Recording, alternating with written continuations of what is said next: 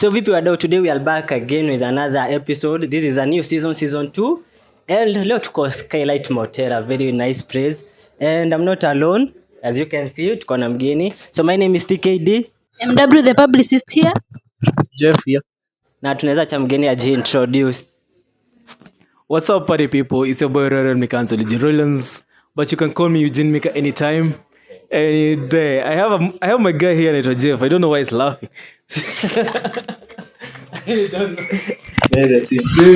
So guys, Eugene Micah, so mtafute hiyo intro, mnasikia?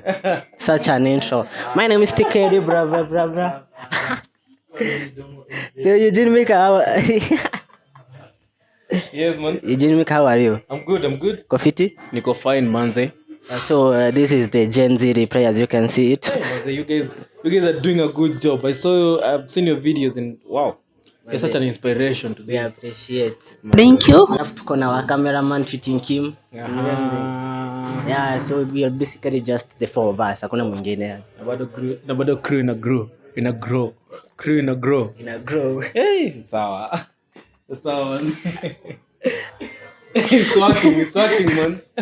So today, leo tunataka tukuulize tu maswali, si mingi, kadhaa tu. Alright. I think publicist. Yeah, for me, kuna watu wanakuona for the first time. Wataka kukujua who is Eugine Micah. Now, that is the question Hey, okay. So, to start off, Eugine Micah is a human being. Just like any normal Gen Z kid out there. But professionally, I can describe myself as a journalist, marketing consultant, communication professional, and digital media specialist. So that is what I deal with, and also digital content creator. Eugene Micah, so you are a journalist, a Gen Z journalist. Yes, sir. So actually, tuongee journalism kidogo. Unapatanga ukifanya career ya journalism right now. For example, mimi niseme na pursue journalism. Kuna watu wanaweza niuliza like, why are you doing journalism? Juu wasi wenye tunaona kwa TV ni wasi tumeona since we were kids. Na bado tunaona sasa, but you umekuwa even a reporter at Citizen TV. So can you tell how was the experience? Ulijipata aje? So to start off, ulianza na kusema kwamba why are people even getting into journalism? Yeah, why? That is the first thing in the first place. I'm a person who believes in pursuing your dreams. I don't believe in talent, but I believe in hard work, you know. So some of us ukiuliza high school, we were some of the most terrible individuals when it comes to matters journalism. Unakumbuka journalism club? So journalism club in school, and I used to be a part of the team, but anytime when I went to the assembly, the first few days, it was so simple. Nikaenda pale, I did my news in English, and everybody will be like, okay. But other guys will come here. Unajua mimi kuna mmoja alikuwa anaitwa Kaka Sungura. Akifika pale akaanza kusoma, kakangu. Unasema wewe hakuna kitu unajua. But as time went by, I did that thing for about 3 years because I started in Form 2 and I joined the journalism club in Form 2. Nikaifanya until to a point where I became the journalism head. And I was like, man, so this is it. This is what I want to do in life. But I was so conflicted between doing law or journalism. But when the opportunity for journalism presented itself, nikasema manze, I'm going for it. Lakini hata Brian mwenda pia ni lawyer bado na shule. Yeah, so the thing is, something about journalism, no usema kwamba, you know what, sio lazima tusome journalism ndio kuwa journalist. Which is not true, actually. Is not really true. Everybody who I know is prominent mwenye amefanya journalism, mwenye is out there, amesoma journalism. But kwa media kuna watu wanaitwa comedian, what is it? Comedian journalists. Let me say so. Comedians who are like journalists. That's why a lot of comedians get into morning shows, nini, because it's a part of them, and it's a part of the whole journalism spectrum. Unaona? So part of journalism. Yes. For sure, you need to entertain people. You know, unakumbuka the main aims of journalism, yeah? Entertaining. Yes. Kulikuwa na entertaining, educating na information. Yeah. So lazima uentertain watu.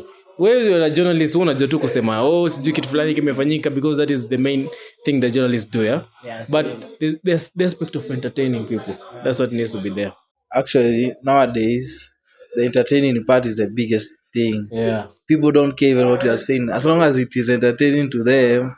They are like, tell us more. Hata kama si ukweli, but So you don't lie, but they are like, Hizi ni hiyo ndio stories za kunaenda, jamaa zinashika. stories za jama ndio zinashika siku hizi, and most of the people are getting hurt because of that. You can be entertaining the way you tell your stories and something.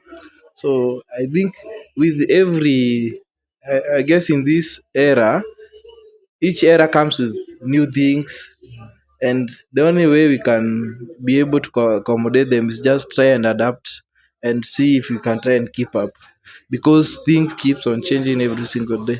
Unajipatanga as a journalist. Unapatanga like a comedian amepata show but you uko hapo, so unaona unaweza kuwa umefanya journalism but hauna hiyo aspect yani ni entertainment ama comedy, so unaona you feel like you are left behind. Yeah, by the way, now talking about the same. So why did I even join journalism? I had a passion in it. Of course, everybody mwenye anajoin pale unasikia kuna passion nini. But even if you're passionate about things, let's say for example you're passionate about a certain girl. Unataka this chile kabisa, you want her to be yours. But you do not put the hard work into going to get her. Manze, it's not only you who wants it, you know. So lazima But the prize I should get. The prize. Andrew Kim effect. The price, okay. Yeah, of course everybody is the prize, lakini you need to go for it. It's just like any other job. Hakuna kazi kwa kila industry. Naona. Kazi iko, lakini sisi wenyewe tumekuwa na hiyo mindset hakuna job. The job is there. You've been a citizen, sindio? Yes, I've been a citizen. Yes, and you know how it is. It is the same thing. Hata ulishangaa tu, kumbe nimefika hapa. Vile unajipatanga tu kuna expert. Yes. The working that hard work and determination. So ushaipatana na journalist mkubwa hivi kwa huko tu kwa rooms? Yeah. Wote. You meet everybody. How do you feel like? Ama mshazoea?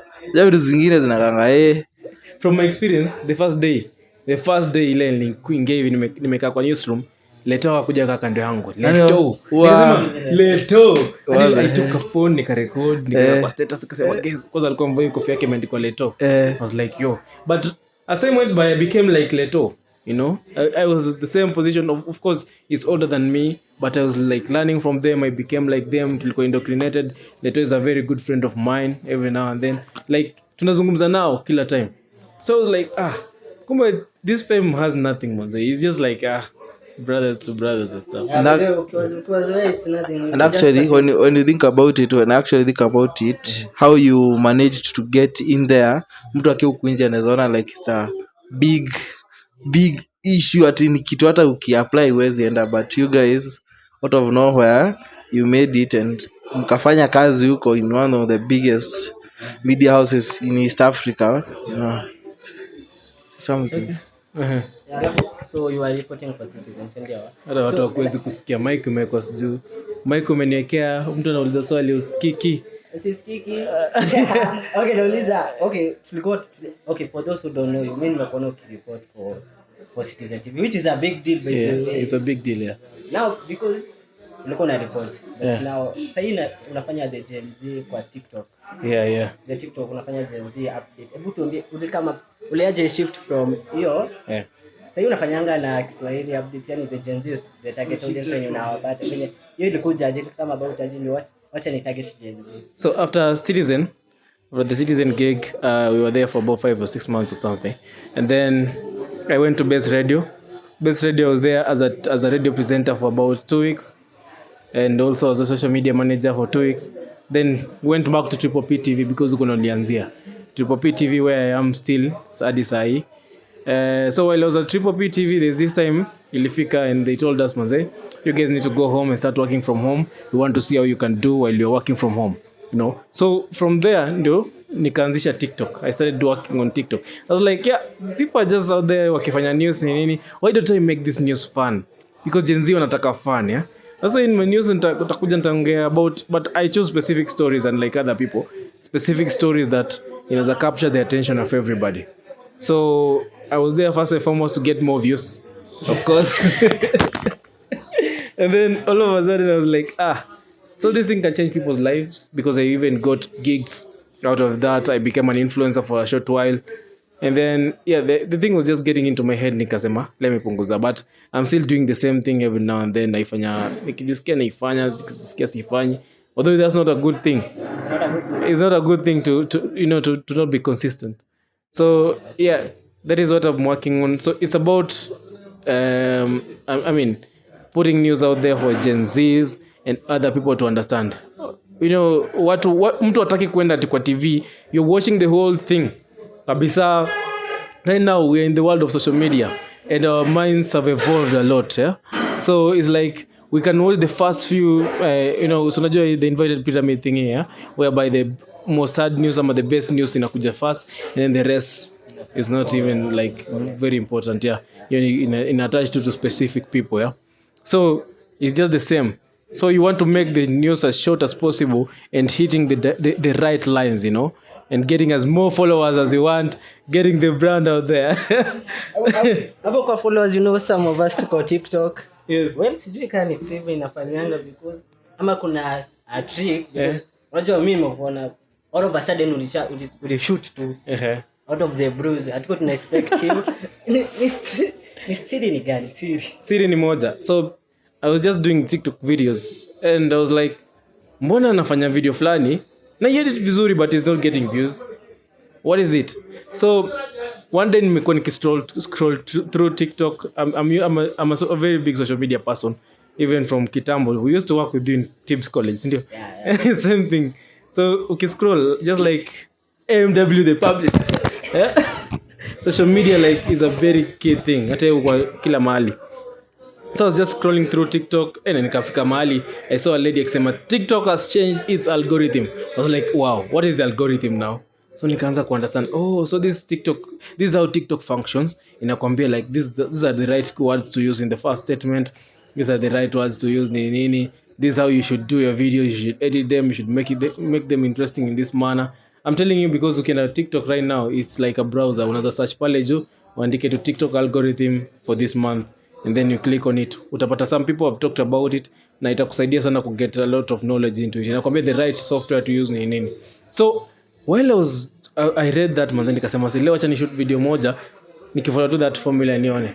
That day got about 20,000 or 30,000 views in a day. I was like, then I posted another one, 500,000 views. Nikasema bro, this is it. It's working.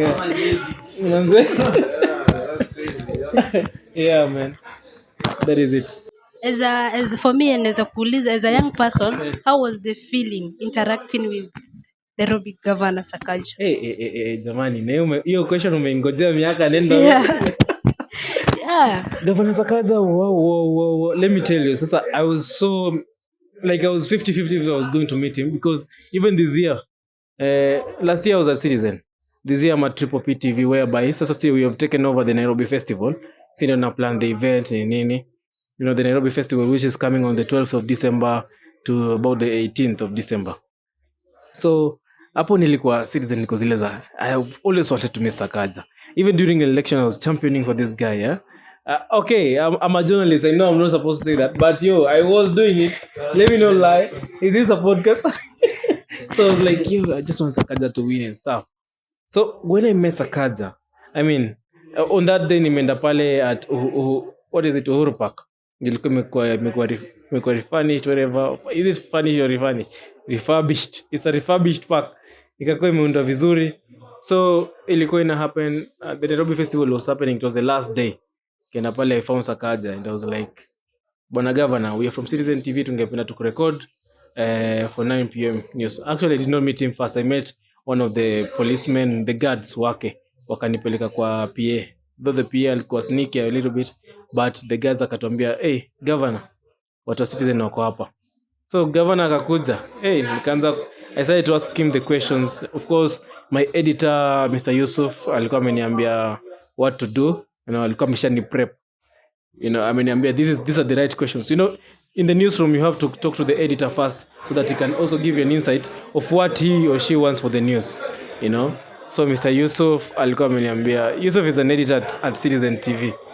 Alikuwa ameniambia, this is what we want for news tonight. Sasa endo interview Sakaja and then you come back. So I went there, interviewed the governor, nikamuuliza about Nairobi Fest, about why is he closing the clubs, why is he doing away with the clubs who can't do the noise cancellation process, blah, blah, blah. I'm just putting it in that way. So the governor akajibu hayo maswali. And then all of a sudden akaniuliza, who are you? And then I told him my name. Akaniambia, manze, you're doing a very good job. Of course, we talked for a few minutes. Akaniambia, keep going. This is my phone number. Utanipigia time unataka. Yeah. And then, yes, that's how I got to meet the governor. That's crazy. So That's dreamy. I did not care about anything at all. Like after that, even after kupewa vitu zingine hapo, but I did not care about it at all. The only thing that I was intentional about was like, manze, mimi Sakaja. I went home at 12 in the night, yeah. Like majority past the working hours. Yeah. 12 a.m. But wakati nilikuwa kwa matatu nimekaa mbele, I was smiling, bro. I was there about usingizi manze. Sakaja.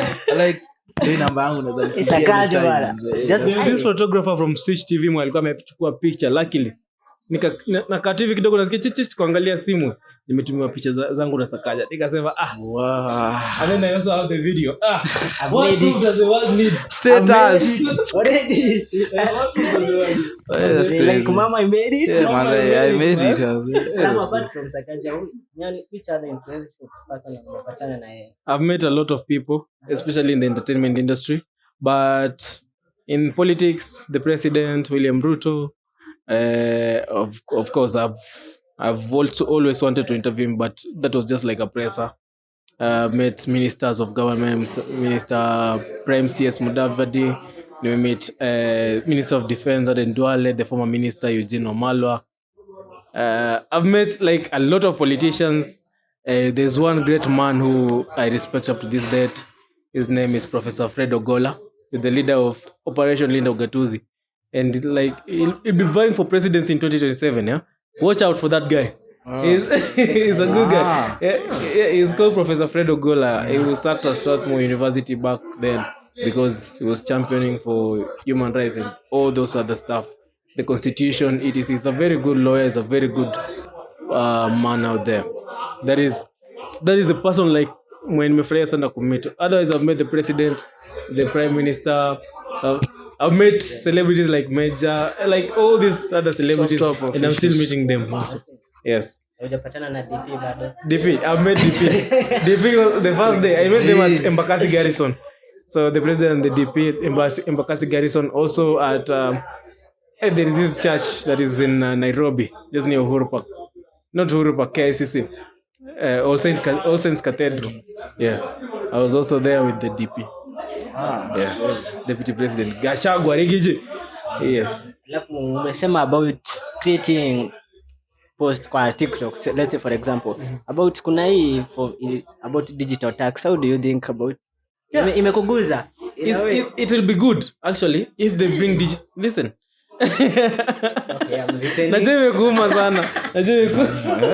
That will scare my own. Digital tax actually, taxation will be good because now digital content creation will now be identified by the government as a job, whereby they will liaise with all these social media platforms, YouTube, Facebook, Instagram, and Twitter and TikTok, etc., to pay content creators. If they can do that, especially TikTok, and I think that will be happening next year, especially TikTok, if they can do that so that content creators can be paid for their money. For example, if you can get $1,000 for 100k views, Manzi, you're just okay. That's about 10k, 100,000. Yeah. So let me say approximately 155k. So imagine if you're making that per video. 155k. Imagine, Just one video. Imagine if you're getting that per video. That you'll be 158k, I think so, with the inflation. So if you can be making that much money, alafu I will introduce taxation. I'm just okay, manze, because I'll make another video, I get 100,000 views.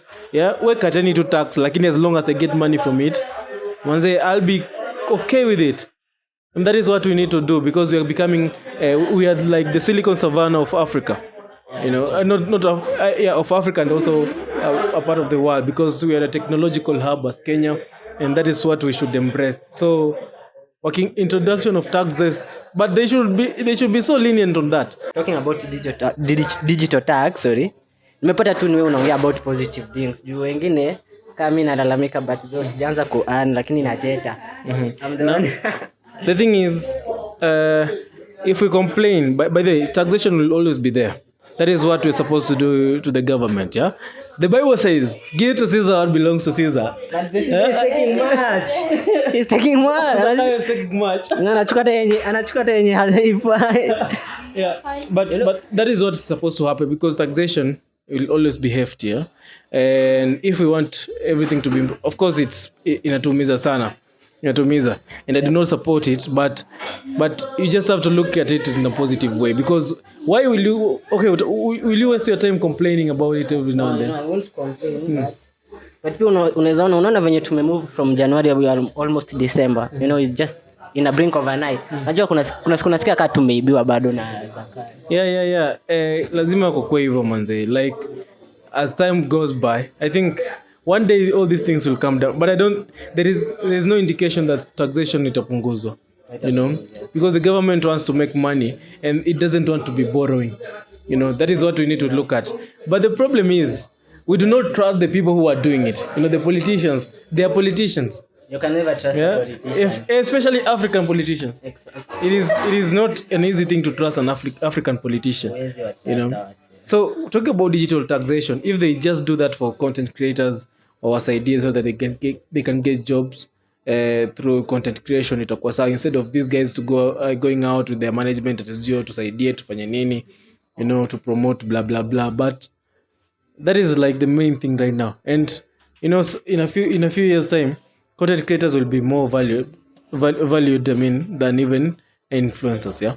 The influencers Goja, umesema wasanii wanaweza pata pesa from digital tax. Oh no. I mean, if they introduce digital taxation, yeah, they have to make sure that artists are getting paid.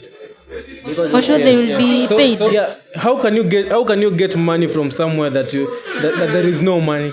You know, well, you cannot even go at it. You're going to pick the money from a place that there is insufficient funds, and you want some this amount of taxation. Let's say you're getting 30% of it. You know, you cannot get it from there, or 3% or 10%. So you have to make sure that the money is there, so that you can also deduct yours from there. So watakuwa wanachukua mingi sana? No, it's not much. I think it will be 5% or something. I was against it taxation because utapata, for example, the Gen Z reply we are starting, right? For example, utapata equipment tunajinunulia. But yet tumejinunulia na pesa yetu, you work hard, you buy this equipment. Then government inataka kuja kukuchuna ka kitu. Out of that, umefanyia kazi, it was not there to support you when you are coming up, but wakati unasajili establish, inataka kukutoa ka kitu. You see now that tunasikia. Yeah. Okay, itakuwa I mean that is one of the cons of it, yeah? That's the negative part. But if you look at it in this manner, every company, you know, even if people want to start their industries, even shops, they have to pay tax. Even when wewe unaenda kununua unga pale, unalipa tu tax. But you don't know. Yeah, tunajuanga tunalipa. But hizo unaniambia nitoe kitu kidogo. It will be about 5%, yeah? But they have to make sure that you are paid. Now the problem is that it's not only Kenya. The taxation will not only be happening in Kenya alone. So it happens in the US. For example, YouTube, they get the taxes, they get their share in the US mostly. And then the rest of the funds inakuja huku Kenya, tena Kenya wanatoa kitu. So wewe kuna venye umenyanyasa na two countries. Hapo unasikia msee anasema ni heri nihame Kenya. Niuzie nusu yangu niende nayo, you know. but the issue of tax, tutakuwa tunapigwa tax at hata country yote, but the issue is hiyo pesa inatumika kufanya nini? For example, like us, we are starting out, so it means most of these equipments, most of them we are hiring from somebody at a fee. But you see, if the government says hiyo tax yenye tumecorrect, tutakuwa tuna set up like let's say a hall somewhere where maybe you guys, if you want to shoot something, you come and collect them, mnaacha maybe idea and stuff, but in case mkiharibu you pay. But at that moment unakujia, unachukua kama hizo camera, you shoot what you shoot, then you post. Then also the government should also look at which kind of content creators they are going to tax. Maybe mse mwenye anapata maybe like 200k views kwa TikTok na mtu mwenye maybe anapata 500 views kwa TikTok ama any other social media platform, you cannot tax them the same. Even kwa biashara, kuna biashara zenye tax zao kulingana na ile do yenye huyu mse anaingiza, unaona. But I guess it's also a good thing, but knowing our systems here, it might be waste. Then is for lack of a better word, because yes, wanaweza chukua tax, we don't have an issue because tutalipa tu because we don't have another option. But after that, what? Yeah, so the thing is, the government, I don't think if there is any government that can do that, even in the US, even in China, like setting up a place where content creators can come and create their content. Of course, they've set parks for us, but they're charging. For example, Uhuru Park, which has been renovated recently. When you go there, you'll have to spend quite a lump sum of money, yeah, so that you can gain entrance in any to shoot your content. But when it comes to matters content creation, it's not only about podcasts. It's about a lot of things. Kuna food, kuna mtu anza kazi yake tu ni kupiga makofi and he makes money from it, you know. Yeah, kama let's say ule wanaitwaje? Ule msaje yongea but kuna ule mse wa kuwhistle anapiga tu pinja masuwinja. Priscilla Imani, like crazy. You see?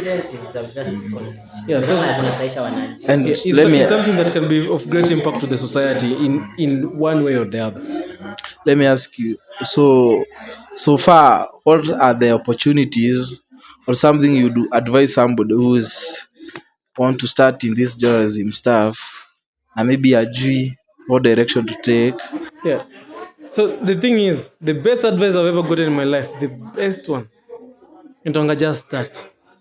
Just start. Like, it doesn't matter how many views you get, but once you start, because you can procrastinate a lot, yeah? Unajua nitafanya 3 weeks later, nothing happens. But if you start, for example, you can just start by shooting yourself smiling. If you take a good picture today, and post it on your Instagram, in a few days time you'll be compelled, you'll be like, mbona hiyo ni mzuri kuliko you, so you'll go and want to seek more. Then you do it and then you get a few likes, then you do it again, you get a few likes, then you do it again, imeanza ku expand, and then once at the end of it all it becomes big. It's just like if you want to cook, huwezi katu hivi unasema Mungu leo acha maana yangu kwa sahani, you know. So you have to cook. Even for us when we were starting, the subscribers were like me, Millicent, me, we are just 4 guys. Right now we are almost 100 subscribers there. So before this goes, I hope tutakuwa tukipanda. Maybe by the end of the year, maybe tutakuwa tumefika maybe 200 or something. Ukifika 100 subscribers, celebrate. 150, celebrate. That is what keeps you going, manze. Like you're like, hey, tumefika 150 subscribers. 1k will be mad. 1k tunawaita bash. Tukifika 1k kuna bash. 1k. And then you start to work for the watch hours again. Yeah. Because I've done that. Now, my advice will be just start and also learn the art, you know, because the influencers that are there right now, this is what I've always kept in my mind. In 2 years, even in 1 year time, most of them watakuwa meisha. Yeah. You know, influencers, unaona madansa sawa wazuri, they die as time goes by. You know, unaisha too, because most of them will make a pride, most of them they just doing the same thing. People get tired of watching you. Yeah. So you need to be dynamic. Especially the Kenyan audience. We have noted hey. That's why trends are only for a very short time. For example, Kabilem. You remember Kabi? But if you can look at the Kenyan audience and the States, Europe audience, totally different. I was seeing a person who saying, like, for us musicians, Kenyan musicians, if ukikosa kurelease kama ngoma maybe 1 or 2 years, you are forgotten.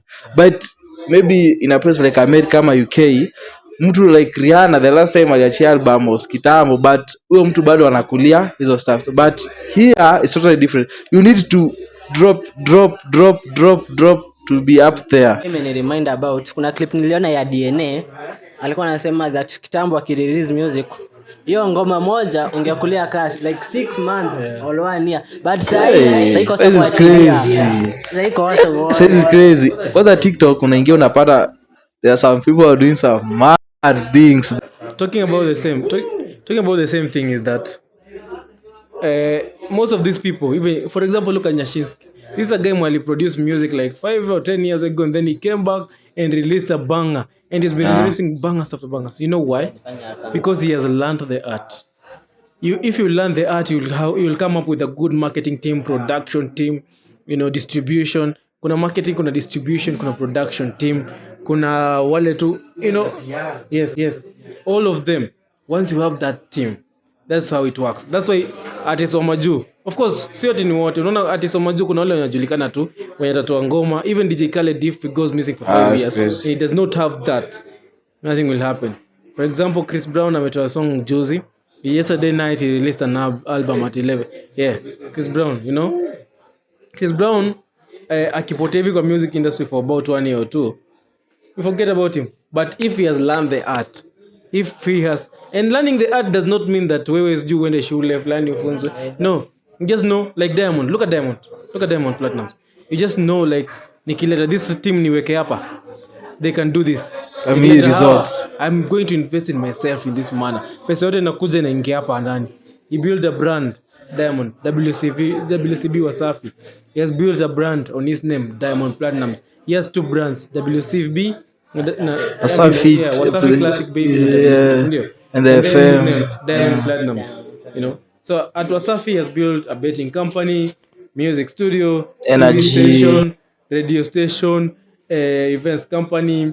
Even the energy drink. I think they have an yeah. Crazy. But I think in East Africa no one comes close to him. No. No, Sauti Sol can do it. But one man like saizi Sunana Sauti Sol are like initially breaking up hiyo kwa chana. The only person I can think of currently Kenya anaweza pelekana na Diamond, anaweza jaribu kumpush maybe Nyash, OG, Otile. No, I'm thinking about Nyashinsky kabisa. Nyashinsky, if you want to know that he has the right team, he can call Juma Jukes. Amwambie kuja Kenya, Jukes will come. Nyashinsky is very influential. You heard Masauti saying it. Masauti said that Nyashinsky is bigger, leave alone Diamond Platinum. Nyashinsky is bigger because he knows his team, he has done it. Look at Nyashinsky's performances in Kenya. They are the best. He does shows like no other. The only problem about Nyashinsky ni kujimarket to Kenya. You ndio forget. But he's a very good, like Alpo Nyashinsky. He's the biggest artist we have now.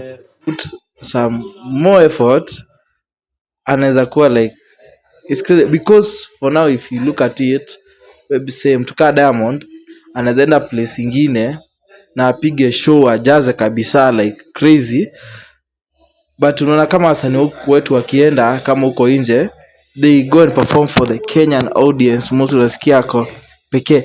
But this guy anaweza enda place kama huko West Africa, huko some funny country huko ajaze. And for me, you see Nyash, OG and Otile, those people, I nasema they are the right people to take the Kenyan music industry let me tell you something to the next Diamond. level. Diamond Platinum's, what I've come to realize is that he says an illusion that he can fill out a stadium. Of course he can, especially in Tanzania. But when he goes to other countries, for example, he came to Kenya for Tusker Fest and October Fest. You remember October Festival? Yeah, it was so big. Who were performing? Calligraph Jones, Nyashinsky, Wakadinali, and other artists as well. Akina Ben Soul, wherever. All those guys were there. But what did they do? Well, they performed and they didn't show us the illusion that I sold out an entire place. I sold out the whole place. But when Diamond came, he did his performances, of course. He became the main artist hapo after Tanzania amemkatendezea, wasi wengine wamemkatendezea. Diamond akaperform. 3 days later, the guy alikuja akashoot a video na akasema he sold it out yeye. It is not him. It's an event that we've been having na watu wamekuwa kijaa. But he sold the illusion to us. He went to another country, a stadium was filled. But I'm very sure that artists wengine walikuwa wameitwa. He will perform. But he knows how to sell it. So yeah, you need to know how to sell you yourself as a brand, even for other promoters wakikuona sema hey, jamaa anajaza. I remember hata Harmonize they were show I think last year akuuza sana, but the way walichukua hizo shots hizo wo. Promoter mwingine anaenda anasema I want this person, huyu ndio nataka mimi, yeah. Because that is you sell, you do not sell. The social media is about, let me not lie to you, social media is about selling an illusion. Nobody knows you That you have. social media. You need to show that you have. You don't tell them the real thing. The only people who can tell, not even politicians, lie to us 24/7. I've not seen a person who says the real thing in social media. Who knows you, Owino? Mwasema I'm cooking for my husband. You know that? Yeah. She can relate. Yeah. Sue does not have a husband. Mwenye anafanyaga hizo vitu na yeye. She just say it. I mean, anasema oh, siji my husband has a friend, Dennis Ombachi comes in. They wanakatakata vitu fulani. They sell it to us. But the truth is unapata ali prep for that video, she knows which shows to take, what to do, and fanya nini umeenda taka YouTube maybe go with the video how to do it, and it comes out perfect. Because you sell the illusion that you know how to do it. You have never been to a school whereby they cook Latino food. Lakini unapewa ati siku moja umeanza kupika. Hakuna. You have to know it. You sell the illusion. Always sell the illusion. That is it. That is the digital media space. And a lot of people need to know this, that vitu vingi zina happen huko nje sio real. You know, a lot of it. At a news. I was working at a specific media station. I don't want to say it. Very prominent media station. Even the news that ilikuwa napeleka pale ni what do you want people to see? Tunataka waone news mbaya ama nzuri, you know? Una get?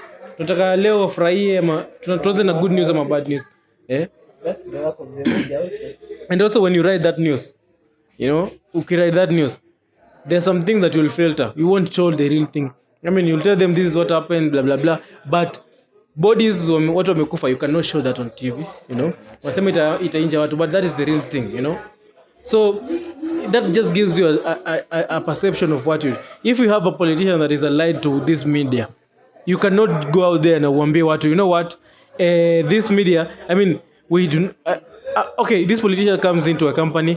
This is what I meant to say. Anakuja kwa company yenyu and then he partners with you.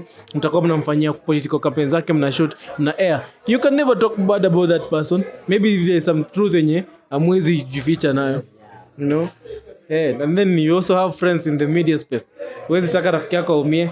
Una get? So it's just selling the illusion. The real thing, but in an entertaining way or in a sad way, as long as it has that illusion aspect of it. Yeah, for me, according to your own perspective, as a young person, do you think digital journalism is taking over? The truth is, when you're in school, they tell you that, you know what, mainstream media is dying. We know it is not. It's actually gaining a lot of traction. Nowadays, people have known that kumbe tunaweza market vitu kwa TV.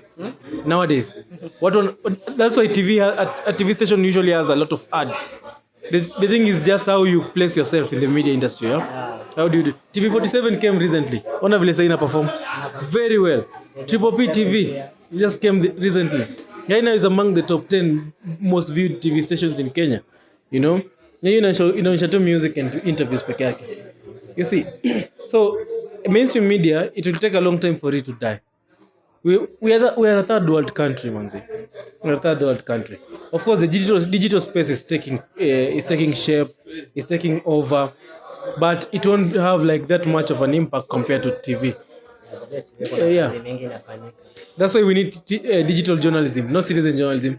We need digital journalism whereby journalists start to do this on social media, blah blah blah. You just start to engage yourself with the social media, blah. As time goes by, unajipata, kumbe we have made an impact there.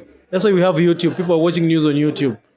But people really need facts. That's why I can be another citizen nikuje niseme unajua Ruto alidanganya nini. But if Jeff Koinange has not came to TV as an example and spoken about it, to say ini uongo bana. You know? Yeah, because we believe we have that cutting edge. We have verifiable news. People trust us with their news, you know, and we really need to put out the facts that are out there in the world to see. Yeah. So digital space is more about content creation, etc., and entertaining the people. Of course, information, etc., For has me, to be my there. question Lakini is it will take long. on the matter It will of take long digital before space. it overtakes the mainstream Currently, we media. are seeing a shift, especially with the era of phones. Like tangu Musk anunue Twitter, sasa amesema everybody can be a citizen journalist, na pia kuna historia ya community notes. You can post something ikwambia, hey, hapa unadanganya, hapa hizi venye umesema si factual. But what do you think is the future of the mainstream media, especially in this technological advancement times?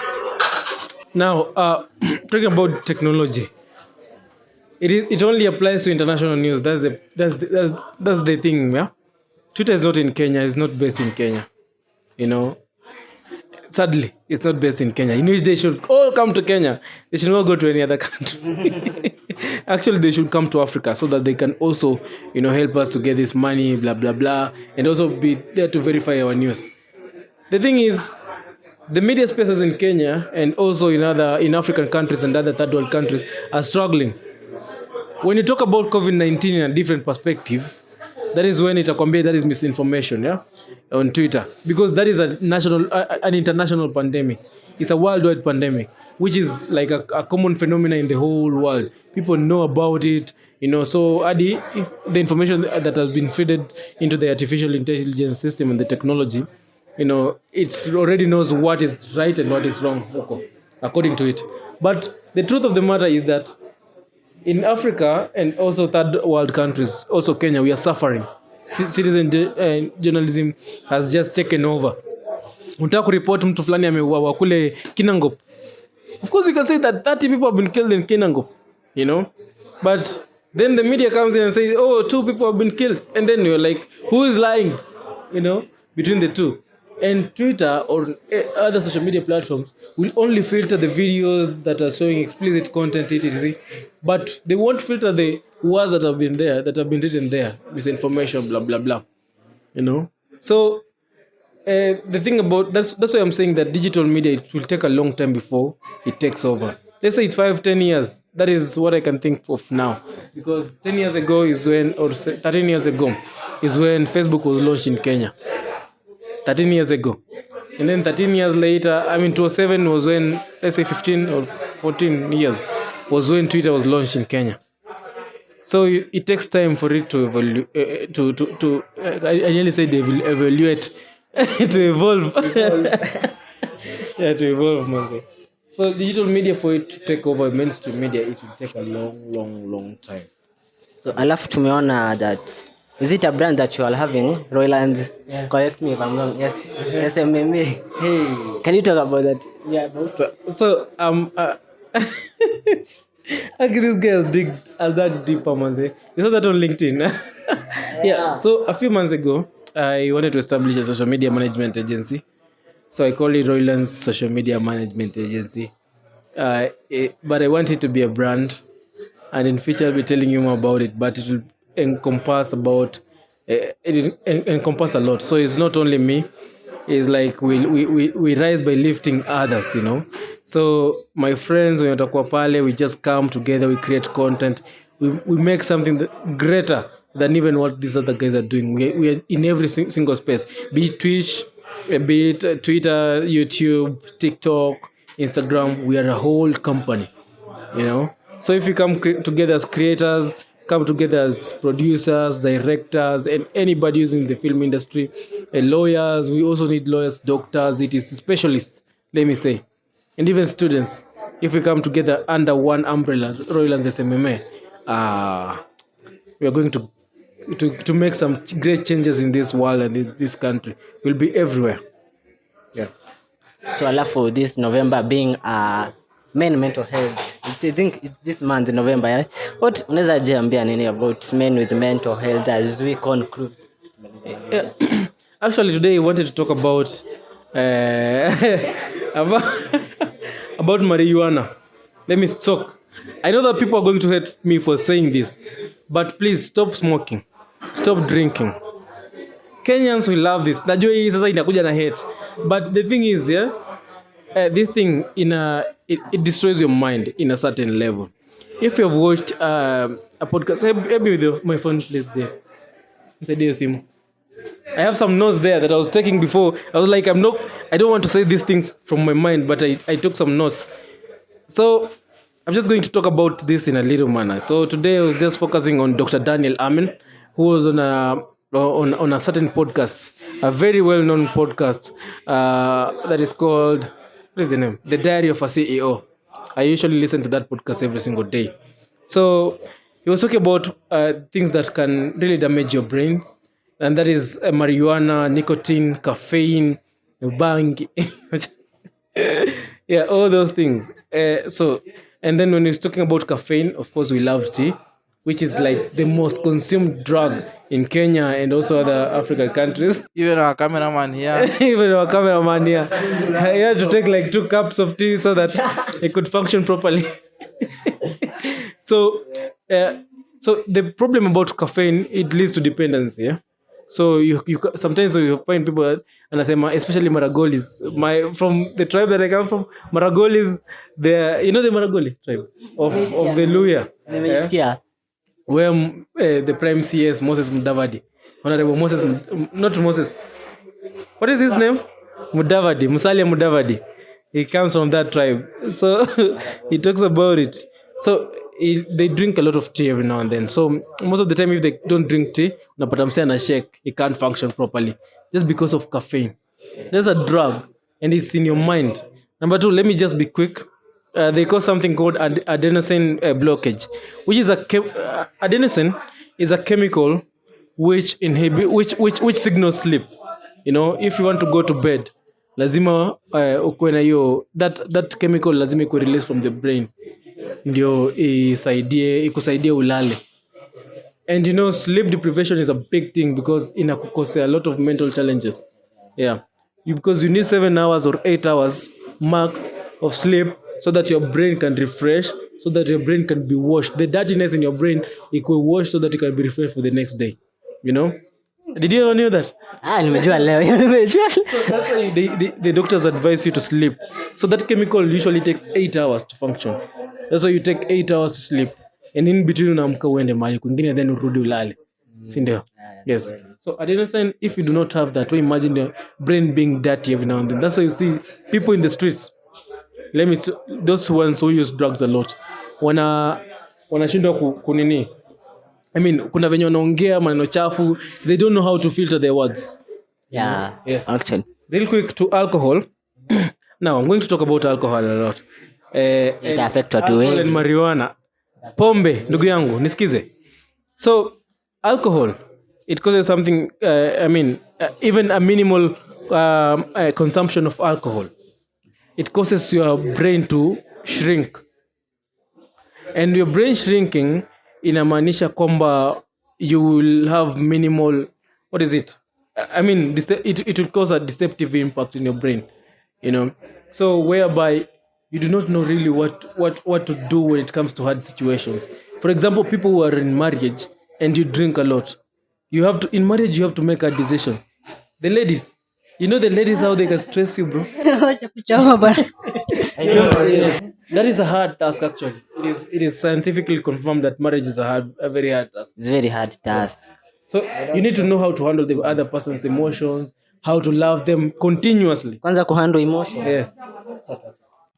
Zenye hamwezi kuhandle nyinyi. So if imagine, people who drink alcohol most of the time unapata they fight, they get into these small quarrels, they can't just make a decision when it comes to hard tasks, Yeah. So why is it? So alcohol, for example, it destroys something called the white matter, which is a nerve cell that is in your body that is responsible for information transformation and nerve cell impulses. Do you get that? Hey, I'm being distracted here. Don't worry, we are in a certain place, a small place. Huko watu wanakaa vizuri sana. So the next time when I'll come to this place, I think I'll have to talk about all this in depth. Right now, I'm just reading them. But man, when you're at your worst, tafadhali just avoid these drugs. when you're at your worst. That is when your mind, we imagine mind yako wakati unakuwa into challenges is when inaanza kuwa na tushimo, you know. But yeah, mind yako inakuwa na mashimo shimo. Go and study the brain, something about, or watch a podcast about the brain, and you'll understand that your brain why inatoboka time kuna stress. Yes, when you're going through depression, it is, yes, literally kutoboka, you know. So it needs, okay, nimesema kutoboka, but like kuna dense, let me say dense.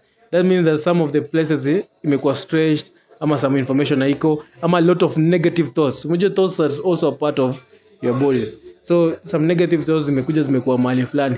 Negative thought of course ni kama inaka kitu mbaya sana. Yeah, so for it to be negative also, it negatively affects your mind. That's why there is also a treatment for that, manze, you know. Therapists will help you kidogo get back to track, but you also need some years to get that away from you, because and for example is these people who live in molds. If you live in a place yenye kuna molds sana, you have a high chance of dying early. Oh, by the way, all this about alcohol intake, drug abuse, etc. zote zina lower your life expectancy rate, and also it has a negative impact to your future generation. Unaweza kuwa unaitumia, you can live for a very long time, but watoto wako wanaweza kuwa na shida kidogo, mara akuange na concentrate class, mara sijui vitu gani, finance, mambo na finance inampita, mambo sijui na nini zinampita, you know, like aelewi vitu zingine, kumbe ni mama yake na baba yake ndio alitumia pombe. I get yeah, when I learned this, I was like, what? Like I never imagined that something like this could happen.